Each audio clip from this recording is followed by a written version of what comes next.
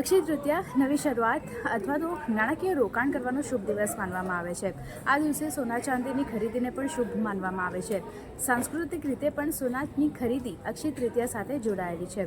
ખાસ કરીને દક્ષિણ ભારત, જ્યાં સોનાની માંગમાં 40%નો ફાળો જ્યાંથી મળે છે, તો પશ્ચિમ તરફથી 25%, પૂર્વ તરફથી 20% અને ઉત્તર તરફથી સોનાની માંગમાં 10%નો ફાળો મળતો હોય છે।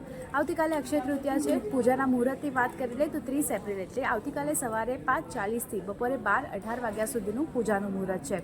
આપણે જાણીએ છીએ કે સોનાના ભાવ સ્થાનિક બજારમાં 1 લાખ રૂપિયાની નજીક પહોંચી ગયા છે અને આવામાં આ વર્ષે જ્વેલર્સ વેચાણ વોલ્યુમમાં 10થી 20% ઘટાડાનો અંદાજ રાખી રહ્યો છે, કારણ કે ભાવ વધારો થયો છે।